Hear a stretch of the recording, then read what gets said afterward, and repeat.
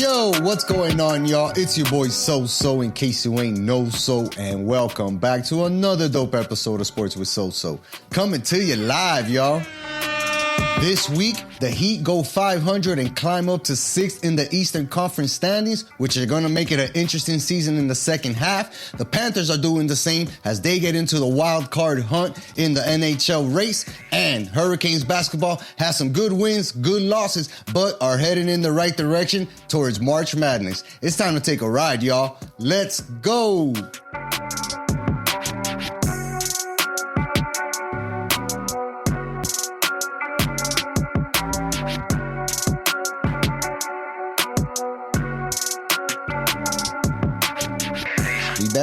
We back. What it do, cuzzo? What it do, baby? You know, someone ain't like your brothers, like me and your brother's favorite way to say hi to each other now. Bro, and honestly, the meme that came from it has been the greatest thing ever. At least top 10 memes. It's a fabulous meme. That's why we say it, you know, what it do, baby? And especially if you, like, know basketball and, like, the person that's saying it. Yeah, dog. Hawaii letters. So stoic. Doesn't smile, can't joke. It's just a weird dude, man. Just a weird dude. Kind of the opposite of us. Absolutely, man. We're energetic, very friendly, you know, funny guys. Not in that NBA way. champions. I mean, if I would have made it, there's no doubt. Let me stop, dog. Yeah, and if my aunt had a pair of balls, she'd be my uncle. Yeah, and let me not say what I was going to say after that. But we're back. If you guys haven't already, make sure to head on over to our YouTube page, hit that subscribe button, hit a like on our latest video, drop a comment. We got a lot of stuff out there. We got the Kevin Gleason interview, which was amazing. Him and his prospect are getting ready to do the business this week. Lorenzo, shout out to him. We also have the last episode of OnlyFans for the season with Martin, shot at Empire. Make sure to go check that out. Shout out to Steve and Empire Boutique. And, man, a lot of content. You know, we got the upcoming review that Jesse and I are going to record of the weekend's UFC fights and stuff like that. Oh, nice. Hopefully another that fight one, rewind coming hopefully up. that one gets posted. Shout out to my dog, Jesse, dog. Hey.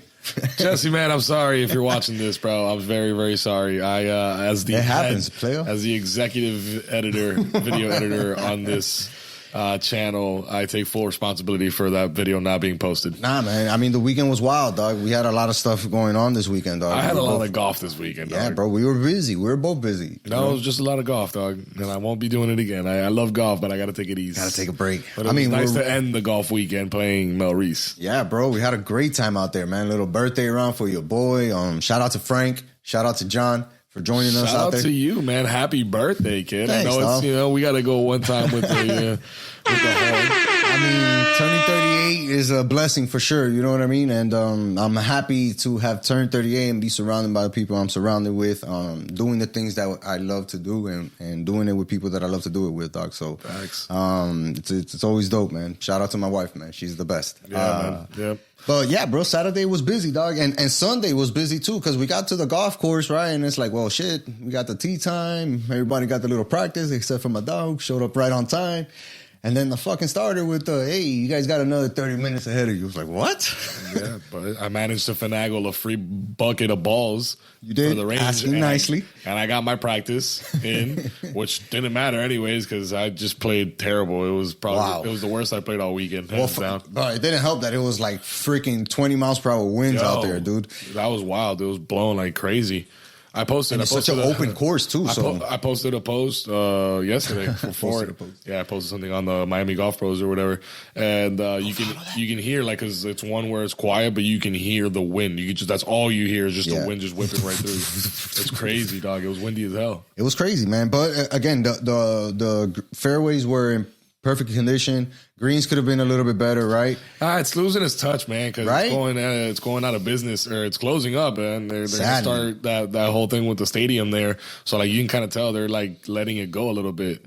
Especially, I mean, Sunday morning tea time, and it was backed up that much. I know it's season, but like, I've never known Mel Reese to be like three groups, because that was what was in front of us. 3 groups, including one big ass group too, dog. So kind of weird that it was like that, but the round was enjoyable. We had a bunch of fun out there. Some good shots, more bad shots, but some good shots for everybody included. And I think for not playing that course, it could have been a lot worse. I've never played that course before. It was my first time. Could have been a lot worse. No, it was still better than anything else around here. Yeah, man. Better than Country Club. It's funny, you could probably Springs. Yeah, we were talking about it with Frank, and you and I had that conversation. How that club or that golf course is one of the best that Miami-Dade has to offer. You know what I mean? Yeah, there's some older, bigger names that probably charge the same rate or whatnot, but if you're talking about golf courses and like how the layout is, how they keep it, and all the things that go into having a golf course, it's Trump, and then it's Maurice, and then like third place is a far third place from whoever you're going to put in that position, dog. And nobody's really going to want to play $400-$500 a round to go play golf, so that knocks Trump out the books. Yeah, and it knocks out a couple other places too, like the Biltmore and stuff. Yeah. But it's gonna be sad, man, to see that place go, because it's just I was telling Frank on the golf course, I think Mel Reese is the first time I saw a golf course in person.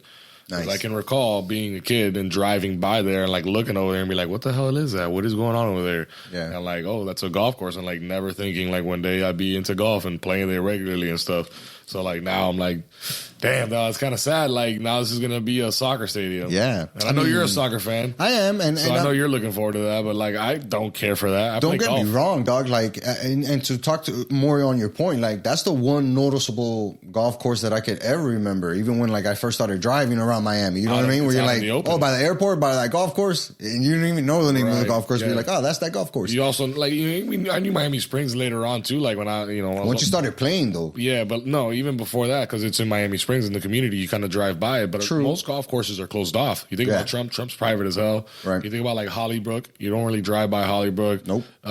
Some more of the public ones you can see, from public roads. Orange Brook is in a freaking hidden cave somewhere, dog. But you can see it off the 95. You can see it off of a couple streets. Yeah. So it's. But I didn't live by there. I didn't grow up by there. True. I grew up in Miami. So driving by the airport to La Vente all the time, we would take Lejeune down and back. We would always see the golf course. I would always see it. So facts. Yeah, man, it's gonna be sad to see it go. But I'm glad I got 2 rounds in there this weekend. Yeah, man, I'm definitely gonna go back. I'm exhausted. I'm dog. My knee is on fire, dog. On fire. You need to put some icy hot on that thing. That Tiger Bomb, dog. If you know, you know. If you know, you know about that Tiger Bomb, dog. Yeah, I gotta put something, dog. Yeah, bro. But yeah, man, the weekend was enjoyable. We saw some good football games. And more importantly, to keep it local, you know what I mean. We saw a couple of competitive games from our Miami Heat, man. And I, for one, had not expected these guys to be as competitive as they are right now. But, bro, when you win 5 out of your last 7 games and you're climbing up the Eastern Conference, a team that we saw flirting with 10-9, now at a solid 6 with a chance to really make some headgear into that 4th and 5th spot. I'm hoping that the season is already starting to become a lot more interesting, dog. As a fan, I'm already more interested in basketball right now, because of how they're playing. We're seeing a lot more, but do me a favor. You said the stat line, I think, was over a longer span than we've last talked on the show when we were together, Wednesday? Right. We had a game that night, They won 8 out of their last 10.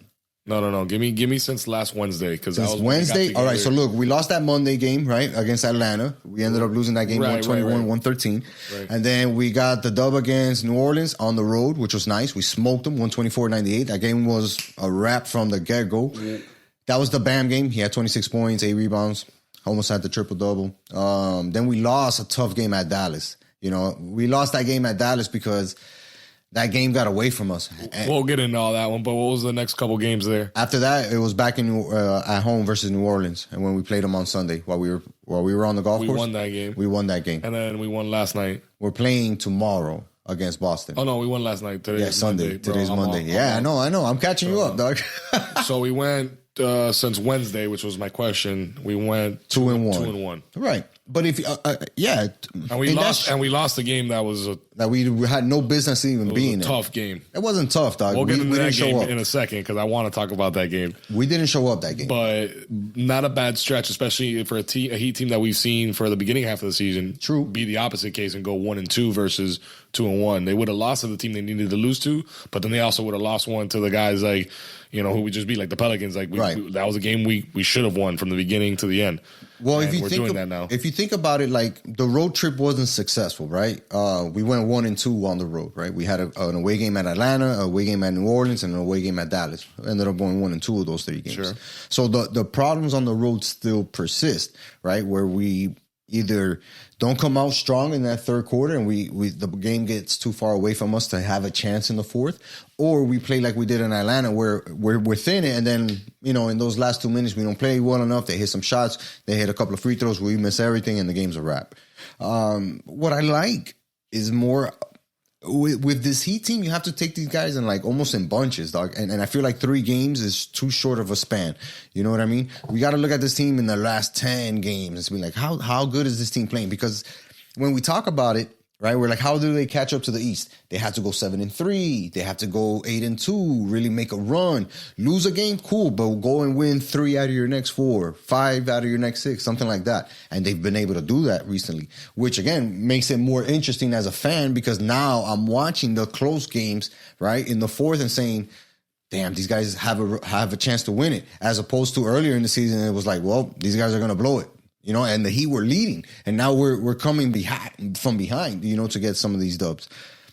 I just think that things are clicking now, right? Obviously, the team being a little bit healthier is helping, but honestly, what a lot of people are pointing at, and it's hard to not point at it because it's so noticeable, is the fact that Lowry isn't playing as much, and his decline in minutes has coincided with the Heat's, increasing their level of play. So perfect segue because that was, I want to talk about that Friday night game against Dallas. Mm-hmm. And, that was a frustrating game to watch because it was a tough opponent. We were on the road, but when we first started that third quarter, we were 6 points away from Correct. them. There was a 6-point difference. And It was like, okay, this is a ball game.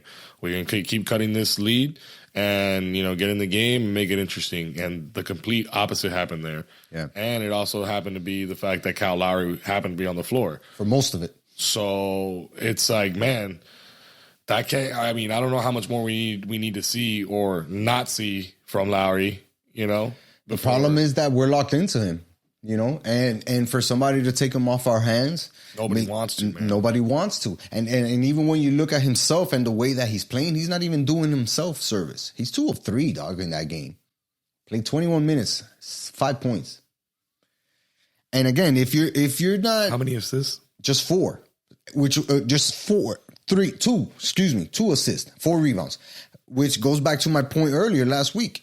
Yo, at least tell me you're doing the Rondo, where you're averaging nine assists a game with 7 rebounds, and then your plus minus is plus 16 because you're at least being effective when you're on the court. You're not even doing that. Nope. And you're letting guys like Max Strus, Gabe Vincent, Oladipo come in here and outshine you with less or the same amount of minutes. And those guys aren't supposed to be as good as you are.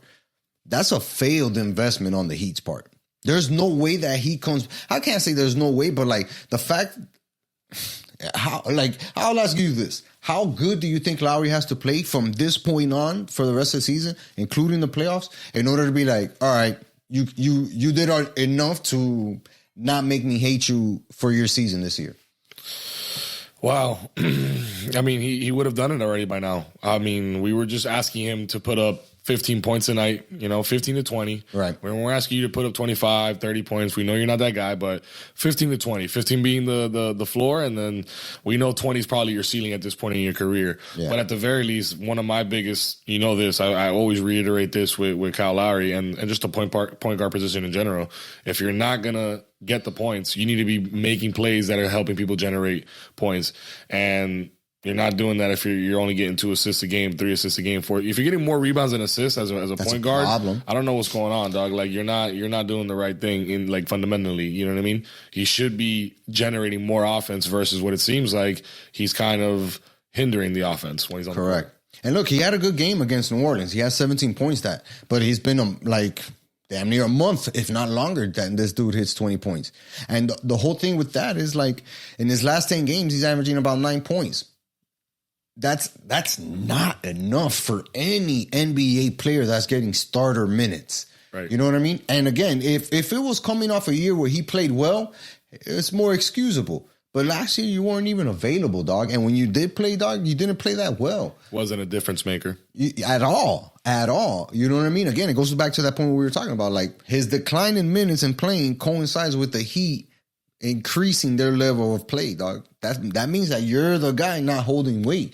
You know what I mean? Because we talk about other guys, Highsmith, Duncan's out, but Hero, Bam, Oladipo, all of these guys are giving effort, playing, where their plus minus is actually a plus. This dude is a negative on the team right now, which makes him impossible to trade. So even if we did want to get rid of him, it'd be extremely hard to do so because now we have to include something else that we don't want to give up. You know what I mean? Again, this was probably one of the worst signings that the Heat has made. Because for him to salvage this season, in my eyes, this guy has to come out and score 25 points a game for the rest of the season. That's how you say, coño, he turned it on and he figured something out. Something was wrong, but it's out the way and he's back to his normal self. I don't think that's possible. Hell no. Hell no, it's not, dog. That man ain't going to do that. You know what I mean? He's not going to do that. And it sucks, like I said, because we're stuck with him right now. There's no way that we're getting out of his contract. That's the best way to describe it, is we're stuck. We're stuck with his contract. And even with all of that shit, right, the Heat are still finding ways to be competitive in games and win games. The fact that they're 3 games behind Cleveland right now for that 5th seed is amazing because a month ago, 3 weeks ago, we were not even close, brother. You know what I mean? We were not even close. So something is working right now, and they have to keep that flow going. I like to see Gabe on the court. I like to see Victor on the court. Even though I expect more from Victor than I do Gabe, I like to see that Gabe is playing with his confidence. He's having one of the best runs I've seen him had in a real long time, dog. And that makes me feel better because now I know that their effort, right, is matching what Bam and Hero and Jimmy are doing, which is what you want from these guys, which is what you need from these guys. Because Bam's an all-star this year. There's no doubt about it. Boom, put that guy in the all-star game. Because he's been beasting every single game, consistent as hell, right? While going through tough matchups where he's playing Embiid, when he has to face Joker and like all these other bigger centers. And he's doing his thing, right? And scoring against them. You look at Hero and his season, right? This dude is averaging 20 points a game for us, but people are still waiting for the other shoe to fall off because they want to see him do it in the playoffs.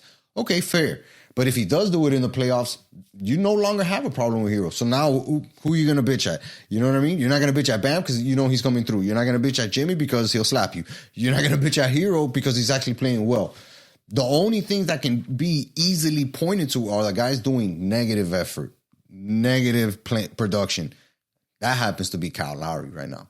And it's going to be him for the rest of the season. Because it's really hard to find that rhythm when you're getting the amount of time that he's getting to find that rhythm and you still haven't found it. For Victor to come in and drop 16 and you play more minutes than him and have 8 points, 7 points, what is that? What is that? That means that he's coming out and saying, I got to make the most out of these 16 minutes, 20 minutes, 25 minutes. Because I don't know when I'm going to play again. This other guy's playing well, and the guy behind him is playing well. So shit, I got to keep doing my thing. I don't feel like Kyrie feels that pressure. And obviously that price tag, isn't helping. That price tag is not helping, dog. Pat Riley's biggest blunder as... Maybe not his biggest, but it's going to be top 5 all time, top 3 all time. What do you think? What move has Pat Riley made with the Heat that's worse than that? One of them is going to have to be the decision he made when he decided to run it back with that team. We had lost the championship to Dallas. Or the year before, we had won and we came back, we played Dallas, and he kept the same team, Anton Walker and all these people. And I was like, dog, that's not the move. You got to get rid of those guys because once they reach that pinnacle of a championship and they're that veteran who was chasing the championship and shit like that, you're not going to get that same dog out of him. You know what I mean? You're not. And that was one of the biggest mistakes that we had because we plummeted. That next season was terrible. And we were forced to sit the bench and couldn't make moves for like 2 off seasons. You know what I mean? Okay, so then Kyle Lowry is safe to say this is the second biggest blunder? He's going to be top 3, dog, because we gave this dude, again, dog. Bro, we gave him so much money. Guaranteed money, $40 million a year, damn near. You need to be productive, dog. Like, you were sold to us and this team as an all-star point guard. At the very, very least, an all-star caliber point guard. And dog, he has been the farthest from that. Yeah, anything but. Farthest from that. All right, well, so we know our three big guys are doing what they need to do. We know who's not doing what they need to do. But talk to me. This seems to be an ongoing conversation I want to have with you every week in and week out. Talk to me about Victor Oladipo, dog. Victor Oladipo's killing it right now, and he's making me eat my words. Him being right now, what is he? Averaging 12 points a season so far. And recently in his last, 15 games, 10 games, he's averaging about 14 and a half. I just feel like I talk about effort, right? And I saw a tweet from him where he's like, I'm no longer playing with fear of my knee, of my injury. I'm just going to leave everything in God's hand and go as hard as I can. That lets us know that he was holding back. He was holding back on this team. And that shit is whack. Because we paid you. We put the belief in you. You asked us to believe in you, and we did. And you still came back, and we're holding back. And it affected us in the beginning of the season. Because if Victor Oladipo had been playing this well earlier on the season, guess what? Victor Oladipo would have been starting games. And Kyle Lowry would have been riding the fucking bench. And now we don't know how much better that team could have looked like. Or even if it would have allowed Kyle Lowry to find a role coming off the bench. Or find some type of rhythm, right? So we don't know how that would have affected us. The fact that he's doing it right now bodes well for us because, again, all that means is he's being productive with the opportunities that he gets. Sometimes he plays well. A majority of the time he plays well. And then, of course, he's going to have his rough nights where anybody can have them, right? 20 points and then 7, and then 20 points and then 11. Kind of like here and there, but when he's good, he's real good. 20 points. And if you're getting 20 points, 17 points from a guy like Victor Oladipo, again, we know what we're getting from Bam. We know what we're getting from Hero, Jimmy, and all that. That's a certified fourth score, extra points to help the game become more manageable, right? Because we're not a 125 point scoring type team. We got to try to keep it in the low hundreds. You know what I mean? And that makes it easier for us to achieve that. So yeah, Victor is making me eat my words right now. But I really want to see him, take another level, right? And be that all-star caliber type point guard that we were supposed to get in Kyle Lowry. I want to see Victor take over that spot. You know what I mean? And take that starting point guard spot from him. I think it can happen. And just should happen. To your point, I looked it up. We only have so far this year in 2023, 4 or 5 wins where we scored 120 points. So that's not us, dog. That's not really us. We're a defensive team first. So that's, again, it makes even more sense for Oladipo to be starting games over Kyle Lowry if they're both healthy. Because even defensively, he's doing his thing. You know what I mean? Victor Oladipo in the last 10 games, he's averaging about 1.6 steals, 5.1 assists, and 0.3 blocks. That's hard work. For a defensive player, right? That's hard work. You know what I mean? To be dishing it out, rebounding, and I'm assisting the ball. That man should be starting. And I feel like if he does start, it just makes the offense more dynamic, right? Because now you have two guys who can kind of shoot off the jumper, right? Both can dribble and pull up between Hero and Oladipo. So now our backcourt is really dangerous, really shifty. You got to be careful of those guys because they can run a mile. Then just frees up the offense for Bam and Jimmy, mainly for Jimmy to get the ball, get in a good position, either take it himself or hook Bam up with an easy dunk. Because I put a Instagram post the other day. This dude Bam is getting so many dunks, dude, in the paint this year. And it's all because he's moving in the paint. And people have to respect the fact that when he's in it, he can shoot it now. So now they have to get closer to guarding that. And when the ball's moving quick and Jimmy's cutting to the basket, Victor's cutting to the basket, Hero's cutting to the basket. Jimmy's, all these guards, Gabe Vincent, Strus, Hero, Oladipo, they're doing great jobs of finding Bam cutting, lobs, easy passes, and this dude is doing monster dunks. He's getting at least 2 monster dunks a game. That's how active the offense can be. It doesn't happen when Lowry's on the court, though. Nope. So that's why I'm saying, I'm interested to see what this dynamic of a starting 5 can do. Oladipo, Hero, Jimmy. I would like to say Bam, and if I had to start one, it would be Strus. Strus is probably the better defender. He can toughen up a couple of the big guys. You know what I mean? And we go with a small lineup like that with 3 quote unquote guards and 2 quote unquote forwards. That's what I would like to see. We're playing Boston on Tuesday, right? By the time this is coming out, your boy's going to be in the building. So if you're going to be in the building, holla at me. And I feel like that would be an interesting matchup to see and put that lineup against their bigs and see how that can bode for us, right? Because they have 2 good guards. They just lost Marcus Smart. I don't know if he's going to be available for this game. So I don't know. I feel like that might be the advantage that the Heat can have over a majority of these Eastern Conference teams, where we're throwing out 3 really good defensive guards and they can knock down shots. You know what I mean? Now, if your bigs play stronger than our bigs that game, we might be in trouble. But let's see. Who knows? These 2 games are going to be big, man, because we're at home, and like you talked about earlier, we're having some troubles on the road. We go on a 4-game road trip right after that. So yeah, but I'm really optimistic about that road trip, right? Because it's all opponents that if we beat, we climb in the rankings. You know, you beat Charlotte, you're not climbing a spot, right? Because Charlotte sucks. But you beat Cleveland, they're in front of you. You beat New York, they're in front of you. You beat Milwaukee, they're in front of you. Now you start to beat all these teams, and it's like, all right, maybe I do have a chance to get up here and get closer to that 5th spot, you know? And that's back to it. When we talked about the beginning of the season, we wanted the Heat to be in that top 4, top 5 race. Maybe not number 1 like we were last year. Okay, cool. But let's get into that first round and at least try to get a home game playoff there and work our way that way. But let's see, man. Knicks are right behind us. Cleveland right in front of us. Brooklyn within range, doable, but we got to go out there and perform. Doable, but we got to go out there and perform. That culture, baby. We need that Heat culture. That's right. I almost wore my culture sweater today, but it's but you too went hot. with the plain white tee. I feel you. But I'm wearing my UM Dunks. Holla. Hey, we couldn't get that in the shot. It's all right. We'll put them on the post or whatever. Just like hovering, like just put it like right here, inbox of my shoes. Let's see, man. They're gonna make it interesting. Who has been making it interesting as well? Talk to me. To flip it over to the ice. Do your thing. Is our Panthers. Do your thing, 21. The Panthers have been playing better as of late. They've won 4 out of the last 5 games. Really been on a good roll, and it's really helped them jump back into the standings and into that wild card hunt.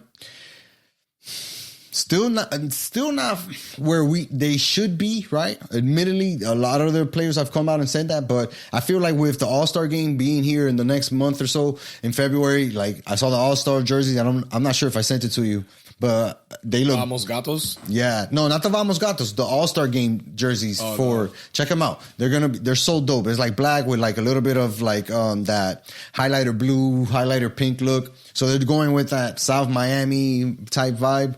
Which looks dope, right? And I feel like this is a good springboard for the Panthers to really make a run in the second half of the season. We've seen the Heat make runs like this, right? Where they struggled a little bit in the beginning of the season, and then they come and turn around in the second half. Yeah, you like that, huh? That's the Western Conference. That's the Western Conference. I like the Eastern Conference more because it has more black on it. I wonder what that looks like. Let me look at that one. But yeah, back to it with the Panthers. They can realistically, right, continue to climb up and really put themselves in a position where they're in the playoffs and not have to fight for a wild card, you know? Right now, they're a game behind. 3 points. And if anything is showing you that the Panthers can do it, it's the way that they're winning. They're not winning close games. They're back to winning games like Panther hockey. They beat last Saturday, beat Vancouver 4-3, right? Followed up that game on a road game against Buffalo 4-1. Beat Montreal in Montreal 6-2. Beat Minnesota 5-3. Big scoring goals, big games, right? Where they're putting 4 or 5 goals up and giving themselves a chance because that's the only way that they can win. That's how we saw them winning last year. 5-3, 5-2, 4-2. I forgot what game it was. It was either one of the ones was 5 or 6 goals. We put up like 3 in the first period. Yeah, bro. Get off to a hot start. Where I was watching it at a bar or something. I can't remember what day this was. Might have been. You can't remember the bar or where you were? Maybe both, but I think it might have been the Thursday game. Was it 6-2 that we won that game? Yes, sir. I think it was that one where we early. I think the goal. If you look at the goal spread on that, like it was like 3 of them were early in the game, which is huge to set the tone for the rest of the game. I mean, we've been known, historically to claw back to be that team to claw back from a deficit and come back and win the game. But maybe that's not our identity anymore. Maybe now, in order to be dominant and be a force now, is we got to change our identity offensively, and we have to come out swinging and get a good start to the game and then keep that lead. That's the way that we saw them winning last year, right? And sometimes they took advantage, just like you said, right off the gate, but mostly in that second period where it's like, oh, the game's 1-1. You know what? Let's score 3 goals and make it 4-1 before the third period starts, right? And then it's like, all right, you got another goal on us, but it's still 5-2. Now you have to try to get 4 goals, 3 goals to tie this game up. Right. That's the way that they should be winning, bro. And again, the one game that they lost against Toronto, they were ahead. Toronto came back from a 2-goal lead to push it to overtime, and the Panthers lost in overtime. So they still got a point out of that, right? Which is crucial for a team that was so far behind in points, so far behind in wins, right? Because they had so many losses and ties or overtime losses, right? Now, with all the points that they've been able to accumulate, it's just gotten them a lot closer by virtue of beating opponents that are within that same race. You know what I mean? You got to go out there and beat the Montreals and beat Buffalo and beat, Vancouver, because these are all teams that are in your division and in your conference. And you're going to be battling with these guys in order to get some type of good positioning for the playoffs and even make the playoffs, right? In some circumstance. Yeah, if you're still battling for the wild card, you're not a lock just yet. You're not a lock. You know what I mean? But the cool shit in the last 2 wins that they've had, Big Bob, if you're an avid Panther fan, you know that Big Bob got hurt and they're icing him up, right? And they bring in this dude, Alex Lyon, and all this guy does is go and win his first 2 games as a pro, which just shows you the continuity that has been a staple of that defense, which is good goalie play. No matter who's in goal, whether it's Big Bob, whether it's Spencer Knight, or somebody else that we call up, it looks like the Panthers have a lock on the goalie market because they're able to find guys who can come in and be productive off the rip, right? And I don't know if it's because it's a system thing or if it's not a system thing, whatever the case may be, they always find a way to have a goalie come in and step up. This dude just came into the NHL and got 2 straight wins. Where the team that he's playing, he gave up 5 goals, but in one of those games, the Panthers scored 6 goals. And in another game, they scored 5 goals. So imagine how comfortable he feels within a game, right? To be up 3-1, 4-1, give up a goal and be like, it's not that bad. These guys are going to pick me up. And they do pick him up. So he's confident because the team's playing confident. It just sucks that it took the Panthers so long to be here and for the coach's fucking job to be on the line, for them to wake up and be like, yo, we need to start winning games here. You know what I mean? But they've benefited, right? They've climbed right back into the Eastern Conference, especially in the Atlantic Division. They're 8 points off of Tampa Bay for the 3rd spot. When we talk about the wild card, they're, like I said, 3 points behind Washington and Pittsburgh. A team that we went and go see where the Panthers were not competitive against, but they had chances in that game to get goals. They had chances against Washington to go out there and beat them. But for some reason or another, the Panthers have lost way more games this year. 20 losses? 20 losses, dog? Yeah, that's a lot, bro, for a good Panthers team, bro. I'm looking, you got the Lightning ahead of us. They got 15 losses. You got the Maple Leafs ahead of them. They have 11 losses. And then you look all the way at the top of the mountain, and the Bruins are sitting there comfortably with only 5 losses this year, dude. That's wild. You gotta you don't even have to know hockey or any sports for that matter. Like, you just see those numbers and you're like, that's pretty good. Wins and losses, like, oh wow, that's a disparity there, dude. Absolutely, man. And it goes back to it. It's so strange because last year the Panthers were one of those teams who were able to put consistent winning streaks. And we have yet to do this. We've yet to put a 5-game winning streak. Now, again, in these last 5 games, we've played amazing. 4-0-1 is nothing to scoff at, right? But when you look at our road record, we're 11-14-2. That's terrible for any standard, right? Because if you look at the rest of the conference, all those teams have a positive home record. You mentioned Boston, 16-4, Toronto, 11-8. Tampa Bay, even they're above 500 at 12-11. The rest of the conference, 15-4, 18-2, 14-5. These are teams that are used to gaining points on the road. You don't have to be a road magician, but you go out there and you win the games that you're leading at least, instead of having teams come back on you. Well, we got 2 wins. Yes, right? We got one Thursday. Very important wins. Saturday. And we got a game today that hasn't started just yet by the time we're recording this. Actually, it did just start already. Nice. Hey, let me double check here. What's going on with that game? I guess, yeah, there's nothing on the board yet. But we play the Rangers. 5-game win streak is in the cards right now. Yeah, bro. And look, again, I mentioned it. You look at the standings. The Rangers are a team that we should be competing with, that we should be either as good as, if not better than, right? Because the talent that we have on this squad is just ridiculous. But I want to see they are playing with a third string goalie, but I want to see that guy continue to be hot. Oh, yeah. To continue to be confident because you're playing with house money at this point, dog. Right.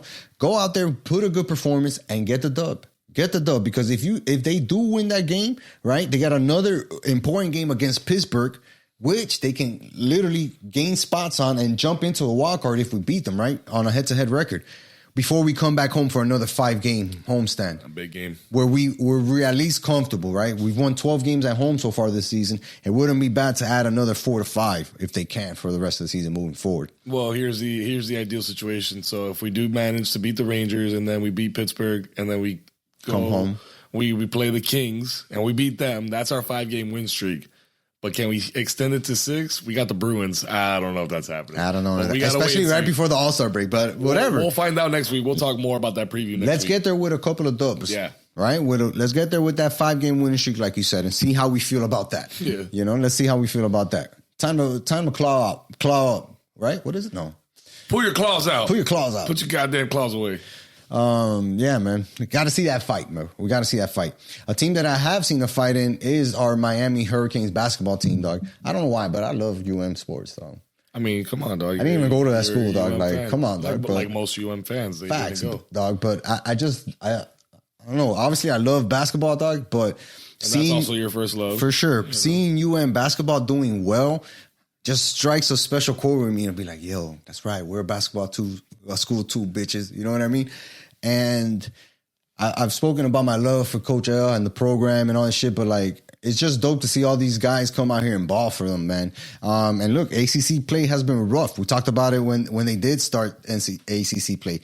They've been 500 so far, right? Won 3, lost 3, and they lost a tough game against Duke on the road at Duke, which is not surprising, right? Because, Duke is going to play well at home. They're always going to have the support of the fans. 68-66. Came down to a last shot, literally, and we couldn't knock it down. They did, and we didn't. But if you look at that and you're like, all right, we're competitive. And when they do get wins, they're impressive wins, man. You know what I mean?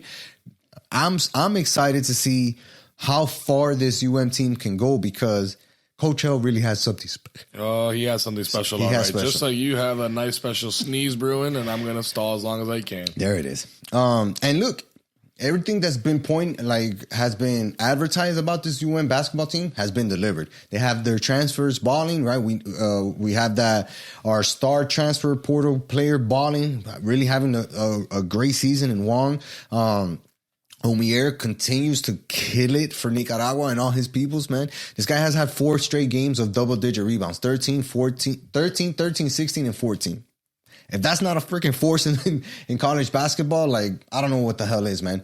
That guy's a specialist when it comes to defense, dog. That's exactly what I was going to say. Specialist for real. Yo, that's what it sounds like. I mean, hell yeah. Pulling that off, that's some like Rodman stat lines right there. Bro, and this dude is averaging 3 blocks on the season. So, like, he's protecting the paint. And that's hard to do in college, right? Because you're playing a lot of zone. The big man has to move side to side to really get into good positions. And he does a lot of that, dog. And I feel like that's what kicks off the offense for them, right? That they can lock down teams on defense, get a rebound, get out quickly, and use their 4 or 3 guards that they have on the court at the time and just, outrun teams, dog. Outrun teams. Now, I'm not going to lie. They have 2 opponents coming up that are going to be really tough. They're playing at Florida State and at Pittsburgh. Dog. Tonight is Florida State by the time you're hearing this or watching this on YouTube. Playing Florida State tonight. Yeah, and that's a rival, and you know what? FSU recently has done better in ACC basketball than we have. So this is a good, test of the medal for the UM basketball team. And then to follow it up with 2 back-to-back road wins after losing a tough one on the road would be even more impressive before coming home. I'm excited, man, because pretty soon we're going to be heading out there to a UM basketball game at the at the center, and it's gonna be dope. We're gonna go check out Duke when they come back, and we're gonna give them a taste of their own medicine, dog, and whoop that ass when they do come back. But again, if you're a fan, right, and you love football, you have to give basketball a try, dog. You have to, dog. It's on ESPN Plus or ESPNU, so I'm sure you have it on something.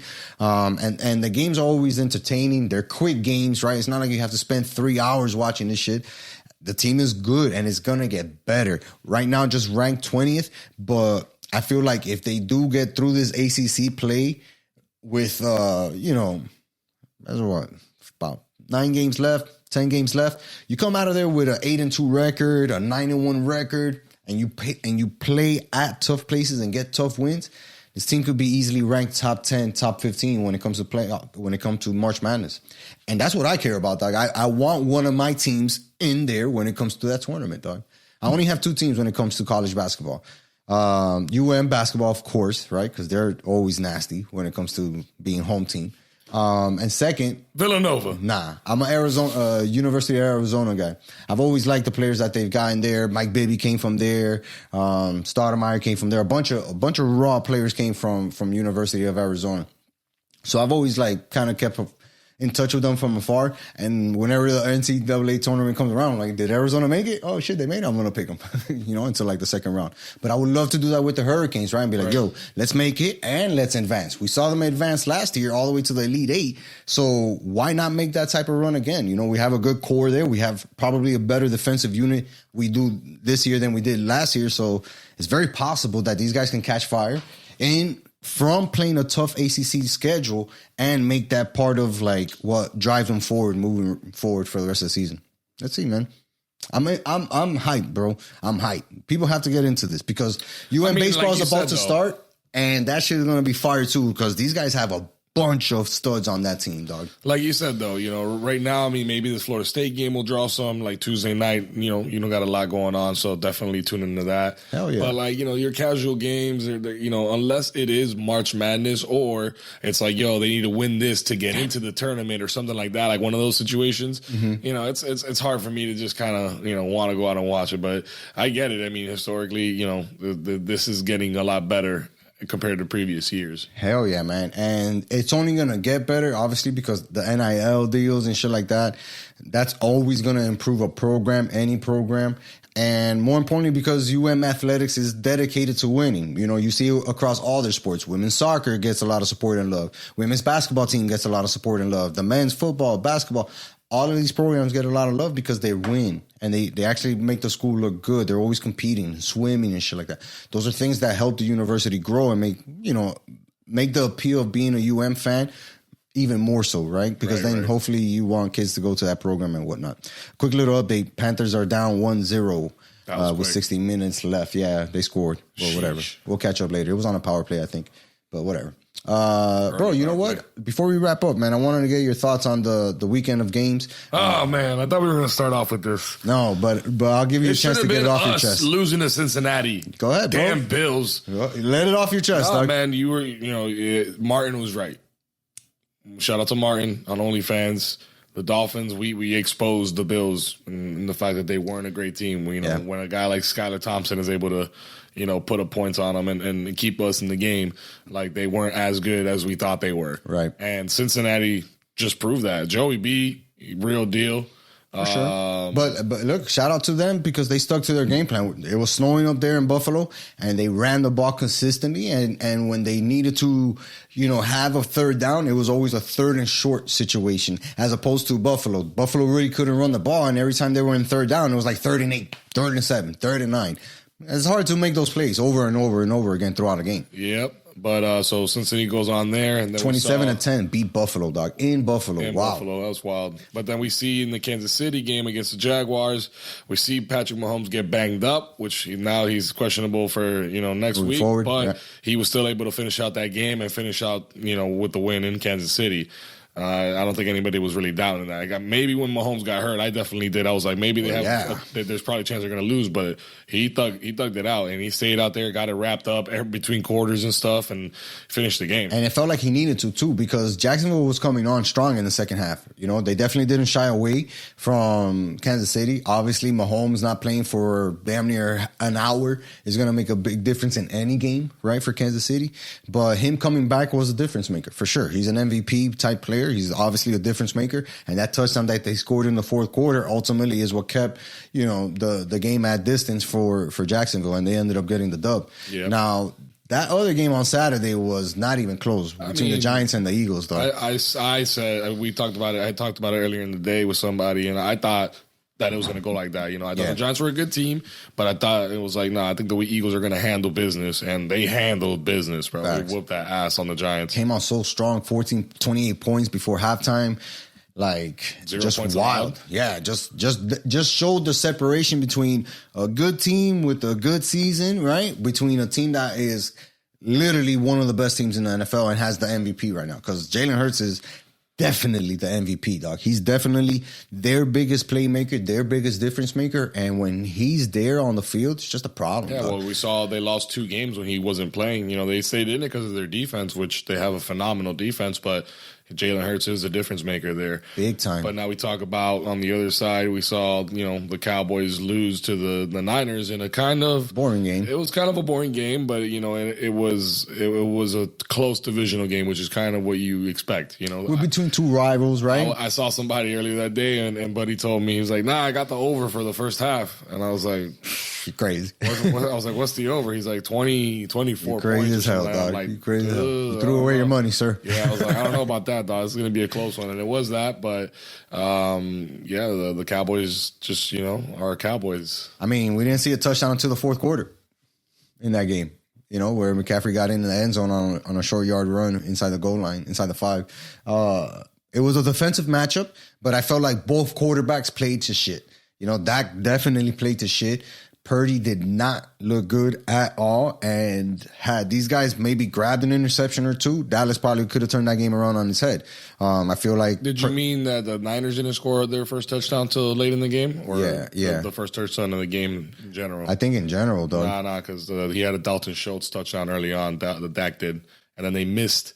He didn't get the extra point. He didn't get the extra point. Because they got blocked, which was crazy. True, but then Maher actually made the couple field goals after that. True, you're right. My bad. But yeah, But yes, underwhelming. Very underwhelming. Purdy looked like Purdy, like the real 7th rounder, right? Even McCaffrey was kept in check for a majority of that part of the game. Debo really didn't do any damage. So, yeah, both offenses looked bad, played bad. And, had it not been for their great defenses, this game would have been even more boring, right? Because we saw a lot of good defensive plays. But just weird how Dallas decides to end their season yet again with a weird-ass play, freaking lining up Zeke. I don't know what the fuck these guys were thinking, dog. But we got Niners and we got Eagles. Who do you got? Eagles playing at home. Niners are terrible on the road. And, people think that the Niners are a Super Bowl team, but they seem to forget that they have a 7th-round quarterback. And he's gotten away with a lot of shit that a 7th-round quarterback gets and has won games because of their defense. So, yeah, he gets the credit for the dub, but the hard work is being put in by Debo Samuel, McCaffrey, by Kittle, by the defense, because they're all bailing this dude out.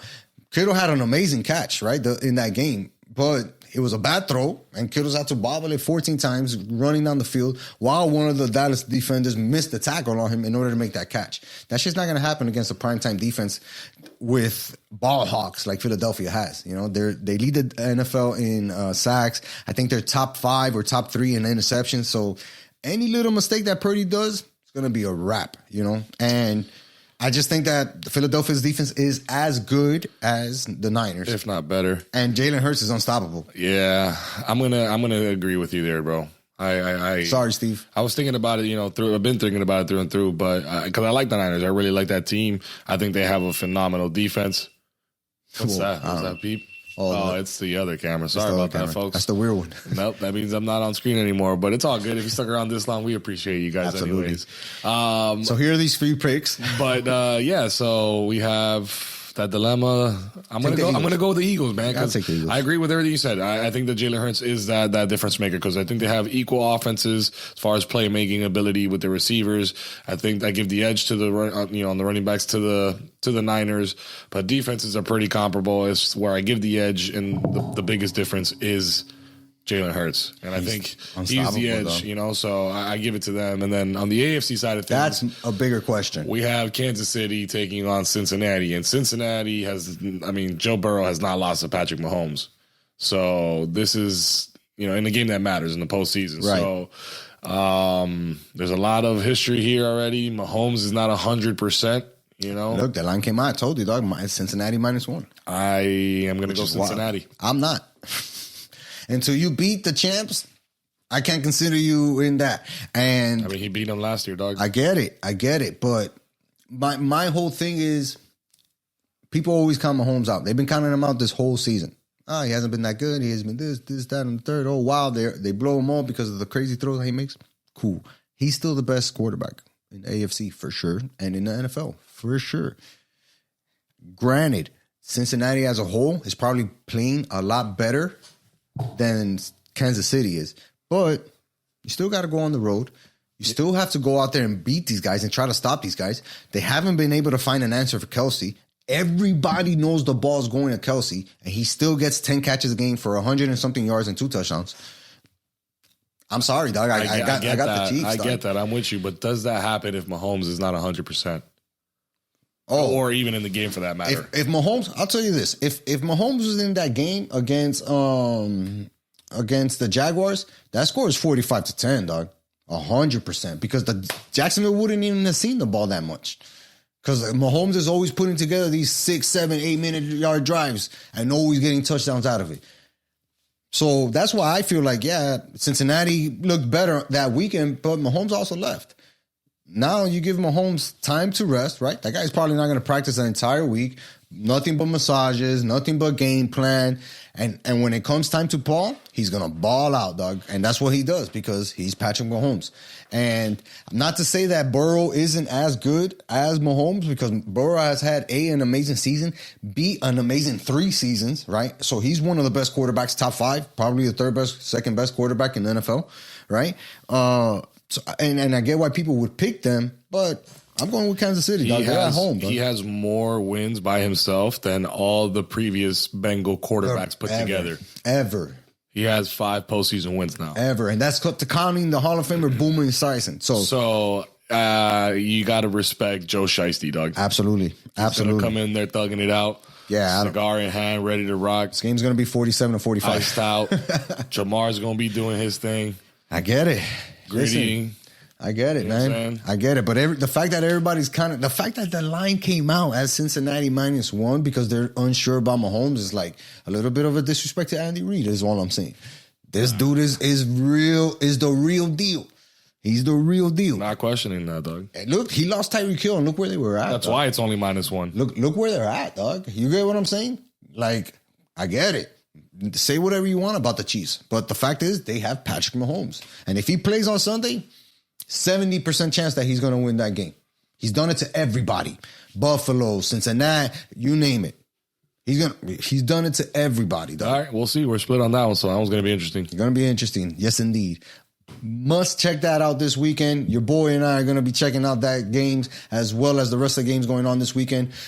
Make sure to check me out on Instagram. I'll be giving you guys some live feeds from that Boston Celtics game as you're hearing this.